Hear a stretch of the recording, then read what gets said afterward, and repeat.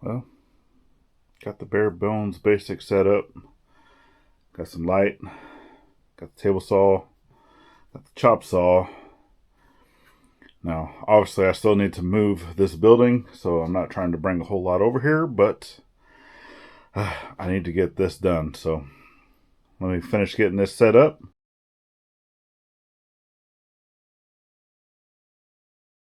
Folks, so yeah, if you're new here, we thank you for following in on today's journey. This is one of those. So I posted a video over on the side channel, our side channel, which is the Scuttlebutt with IFF, that we're going to be off YouTube for a little bit. So obviously, by the time you're watching this, this video has already been recorded for probably at least a week, give or take, but if not longer. But I still wanted to kind of get out here and document this process of building this for my uncle, because a lot of these tools, the chop saw, table saw, a lot of things were his. This is all stuff that he had gifted me a little while back, and I'm just now getting to where I'm putting them to use, because they've been just sitting in storage, along with the bandsaw. Drill press also came from him. So yeah, all these things are going to get put to use. Eventually, they'll be going into another shop. But yeah, well, let's get to building this box.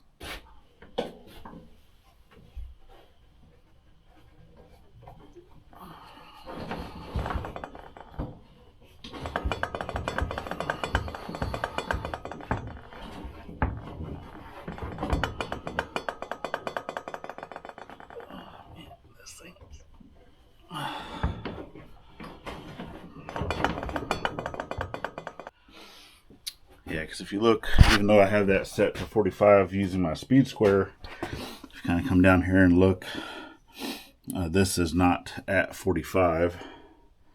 It's off. So I'll go through, I'll make all the adjustments. And my run out from my front of my blade to the back of my blade, if you don't know what that means, is that you want your blade to be very straight, in reference to your grooves on your table. So you take a measurement from the front of your blade to here, and take a measurement from the back of your blade to here, and they should be the exact same, right? Well, my run out is like 1/32 or 1/16 of an inch, right? So my blade is actually, it turned, right, just a hair by, like I said, 1/16 of an inch. So I do have a jig here that I also need to get I have a caliper, or not, it's not a caliper, it's a, I can't even think of what it's called now. But anyway, it's a gauge that has a needle sticking out. And then I can even run the blade around, just to see if that blade is warped or anything. But then I also can use it for the run out, both front and back, down to, the 1/1000th of an inch. So this is actually a good thing to own. And I'll be doing all that once I have this set up in this final location and I know it's not going to move anywhere. For right now, I'm just going to get it, good enough to where it won't hurt me. Because I do still need to adjust this side, because this, the fence actually hits it. Well, of course, it's going to make a liar out of me right now, but as I'm coming down, this too, you want to adjust the run out on it, and it too is off by like almost a half an inch. It's actually pretty bad. Not even safe to use right now. So I'll be working on that. I don't need this right now. I can do everything I need to do with this, because I don't need to be making any rip cuts, only cross cuts, which I do want to have a crosscut sled at some point. So I will do that. But right now I'm going to use what I have.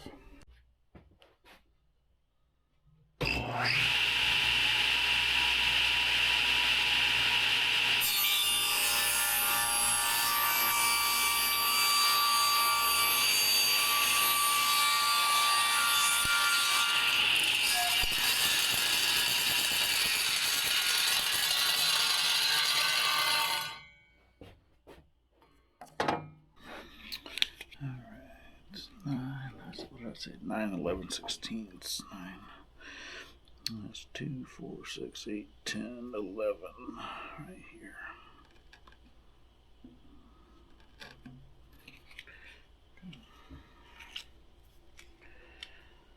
I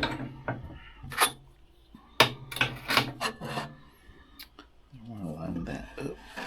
So that's my long to long. Line that up right there. So I can see where my blade came through my backstop. So I line up that tick mark with the edge of my blade. And then it'll give me my measurement long to long.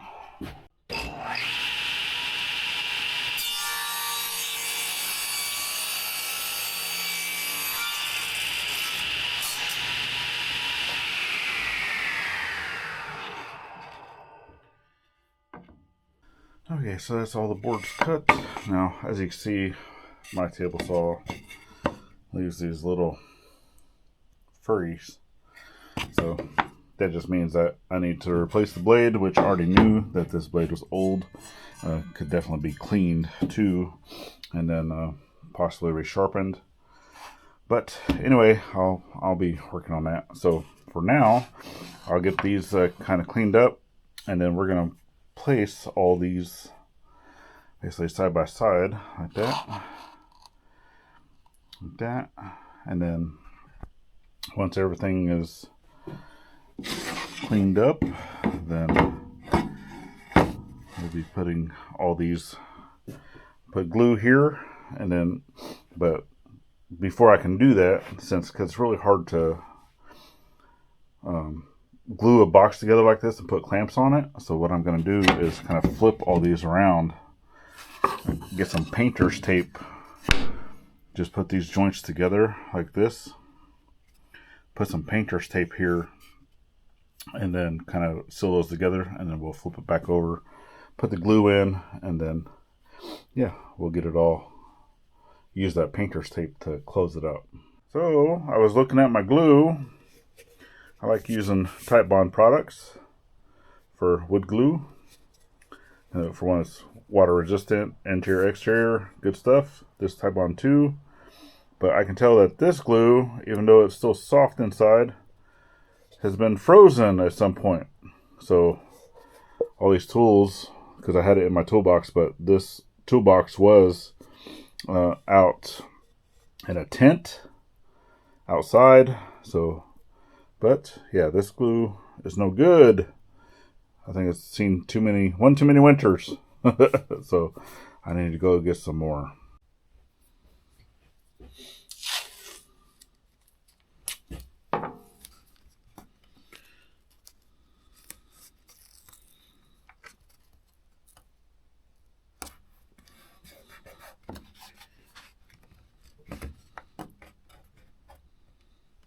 There's slight cupping on this piece of wood, which, I mean, really the only way to get rid of that is to cut it with the grain and then glue it back together to try to remove some of that, since I do not have a thickness planer to kind of run that through there to get some of that cupping out, but it'll be okay.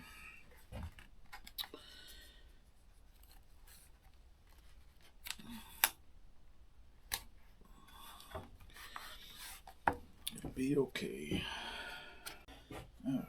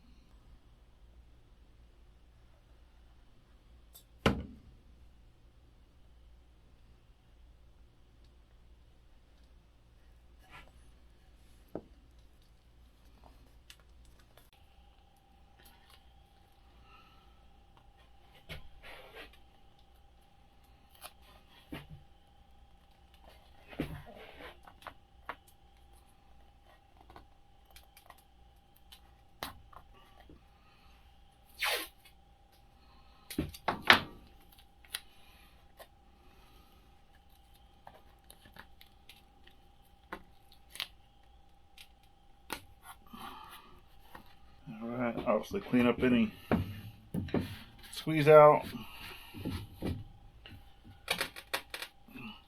Plus, I don't know if you noticed, but I'm not doing this on my table saw. I actually have a piece of glass down. So we'll let that cure, and then we'll come back and do some other stuff to it.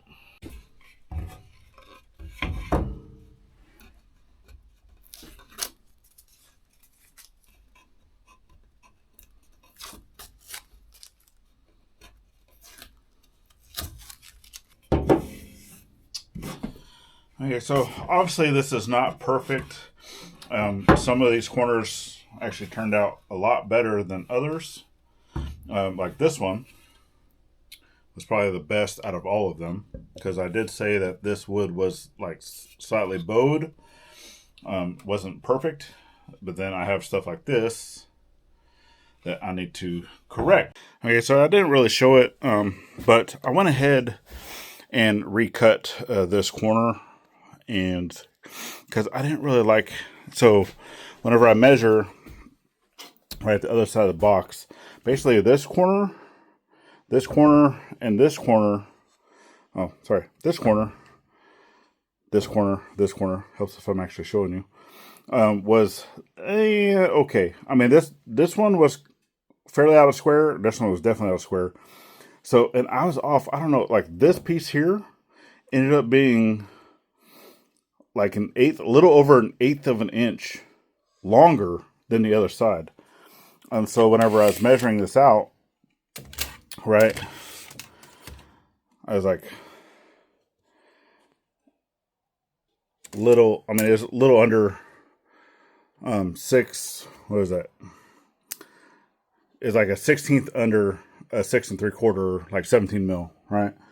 And then on this side, I went out almost to, it was like 17.3, or I mean, it was past, 7 3/4. So, and right now I'm down to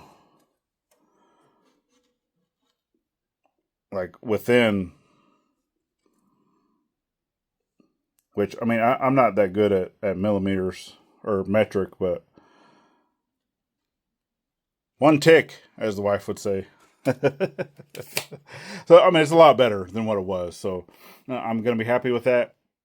Now, I did go ahead, I did make this portion here. I went ahead and cut that out, got that down.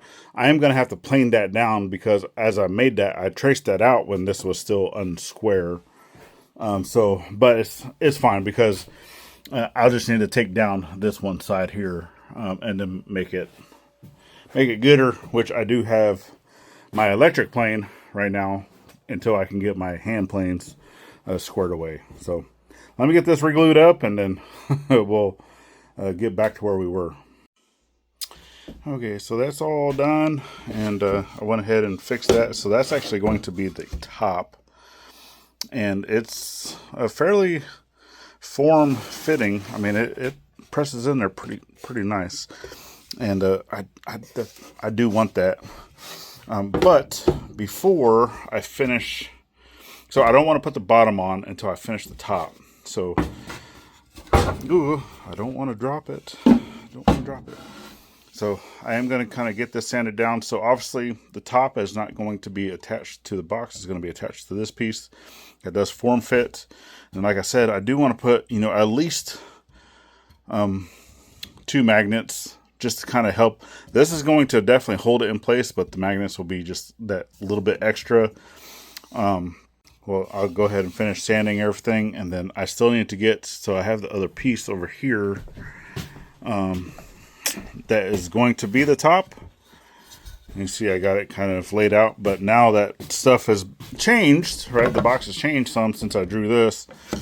I'm going to go ahead and draw over here on the other side where everything, I'll get everything centered up, and then I already have the table saw kind of tilt to 45 degrees to where I want to bevel some of this side, so everything is going to be leaning in towards the center.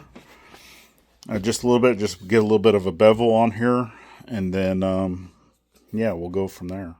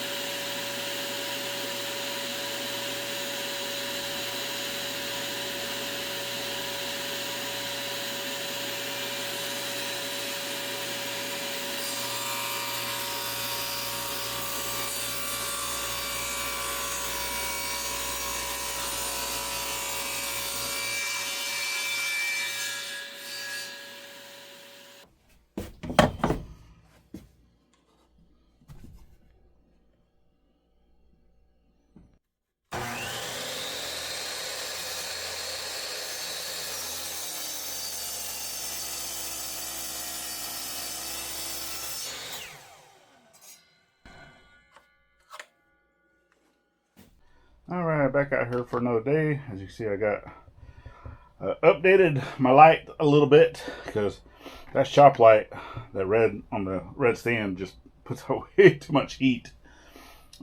So yeah, I mean, I do have the air conditioner there, obviously when mom and dad stayed in here, but I also like the door being open. So alright, let's continue on. Continuing.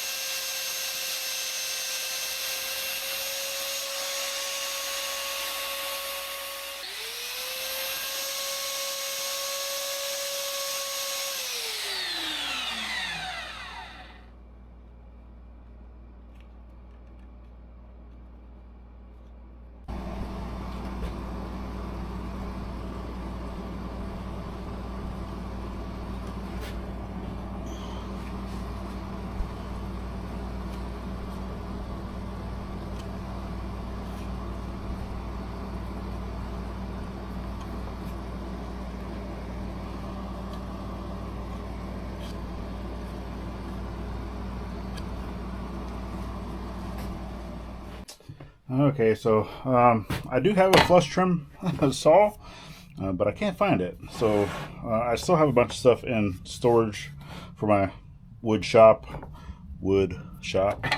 So I have my back saw. Normally this is, you know, for making like miter cuts or, you know, dovetailing or stuff like that. Obviously it's a bigger one. It's a miter saw. It's basically what it is.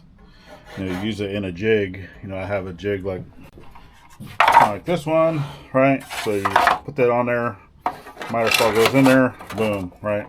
That's what this saw is for. Obviously, right now I'm using it as a flush trim. It's not ideal, but it's my best option for the saws that I currently have in operation right now.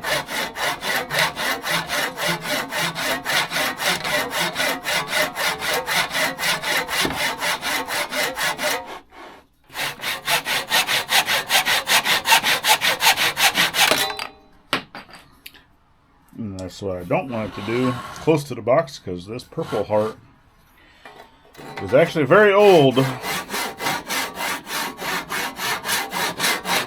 And it's something I actually picked up overseas.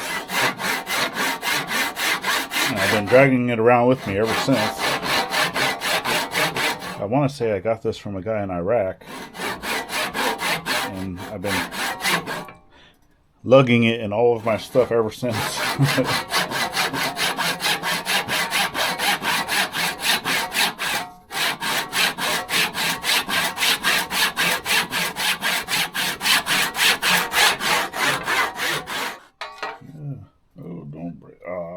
Look what I did there.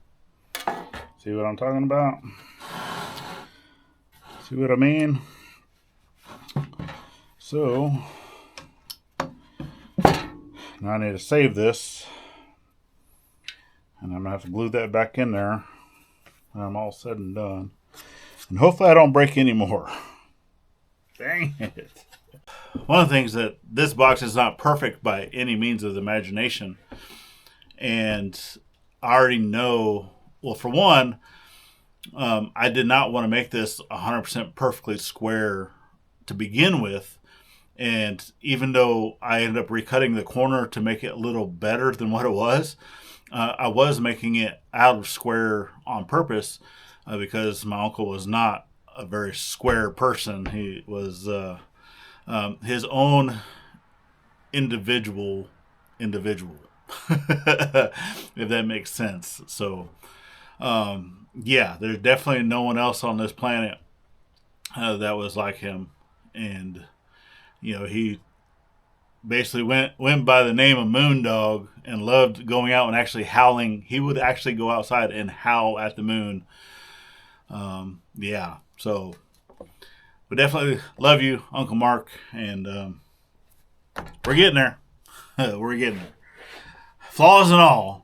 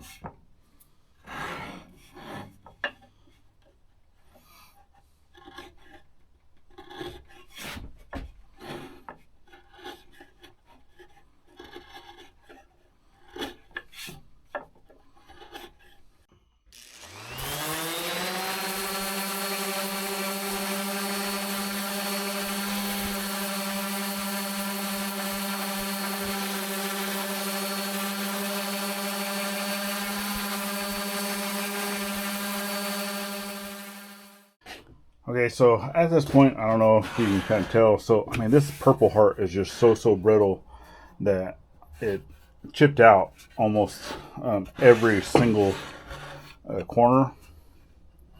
So, I think what would really tie this box together, since I do have a 45-degree bevel up here at the top, is to go ahead and to correct this by also beveling the corners. And it'll be able to get rid of that. So I'm kind of fixing two things, one stone, of making the box kind of look not necessarily symmetrical, but match the top with the sides, but also correcting this. So I wanted to do it with the lid in place. So I do have it taped. It is kind of a snug fit, but it will still kind of come out. But this is my second stone that I'm fixing. The lid actually fell off of the table saw and bounced off the floor, and yeah, did that anyway. So it's a good thing that I'm cutting off the corners. So I got it taped up. I already got my blade set. So let's go ahead and give it a cut.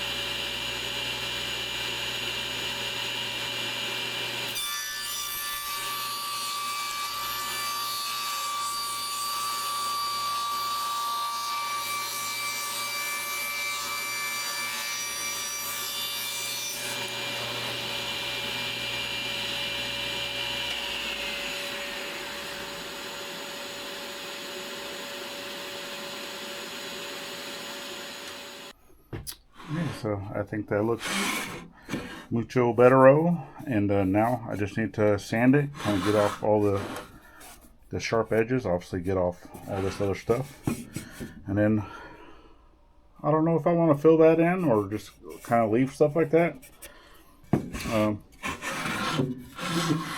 Just all the little imperfections, but I like it. So once that's done, then I'll be able to take the top back off and then go ahead and mount this to the base and then be done with it. Okie dokie. So I actually have this attaching to the base now. I did get the base cut down. And then I also had brought Gladis out here and just to see what she thought. I think I'm going to add some of these little ropes. For one, it's going to kind of cover up that seam of where these come together.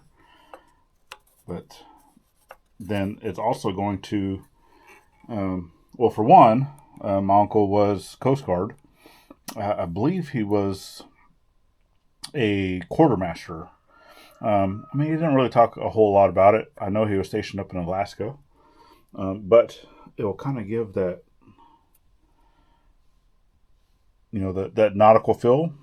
There is going to be a painting on this. I'm not going to divulge that. I've already said what, well, kind of, that it is nautical based. That Gladis is going to be painting on this face, and it's actually a watercolor. So I have over here, and it's kind of, yeah, it's the type of paint, right? So this is a watercolor ground. So basically what you do with this is you do a couple coats over the wood, and then you'll basically give it that texture that it needs to do the watercolor painting that Gladis is going to do once I'm done. But the rest of the box is going to have just a good old-fashioned boiled linseed oil. So I'm going to go ahead and start doing that onto the lid while this is drying. And then also I'm going to wait for this to fully dry. I do believe I'm also going to put on this face and the other face on the other side, on the base, I'm going to put at least one screw on each side, just to make sure, because I didn't really I put like very small dab of glue on this side, because the grain of this base goes this direction, this grain goes that direction, so that wood will move together. But here, grain is going opposite of each other, so I don't want that to fail here and then have this be cupping later. So I'm going to go ahead and put in a screw right here in the middle on both sides, up from underneath. And then, yeah, that way it'll kind of hold that all together. And then the lid, once, I don't want to put the lid, because now that the base is attached, I don't want to put the lid in, because it is form-fitting and it's hard to get out. And that's kind of the whole point, is once everything is inside and it's sealed off, you don't want to make it easily accessible. Right, so yeah, with that being said, this is just about done. So I'm going to go ahead and start putting some finish on it. And then once that's done, it's off to Gladis so she can paint. And here we go with the finished box. So I'm still putting a few coats of shellac, but lid is done. Painting is done. I think Gladis did a great job. Finished off the inside of the box, but as you see, I put the ropes on there. I do also like, it's really hard to tell on camera, but you can kind of see there's almost like an ombre of the color of the wood going up. You can really see it a little better in the back, but then being able to also cover up those joints with the ropes, but then you still see the purple heart sticking through. So I think it looked okay. And then I still don't want to put, you know, the lid on fully, but you kind of see, because that lid is a press fit, and then it's kind of hard to get back out if I put it all the way on. But you'll see kind of what that looks like. All right, so I still need to put on another at least 2 coats of the shellac, and then all I'm waiting on now is the laser engraved plaque for the top. That's it. So it's all done. So yeah, by the time that you're seeing this video, like I've said, we've already have went up. We've already dropped it off with the family. We've already had the opportunity to go just spend the weekend with the family, and like I said, be able to deliver the box. So we do thank you for sticking with us during this time in our family. And yeah, so I'm not really going to say anything more than, yeah, we do have more videos coming. You've probably seen other videos popping up since, I was taking the time to record this, but I was doing other stuff around the property. So yeah, we definitely thank you all. So get out there, thank a veteran every chance you get. Not only on Veterans Day, because you never know when that day is going to be their last. And we thank you. We'll see you on the next one.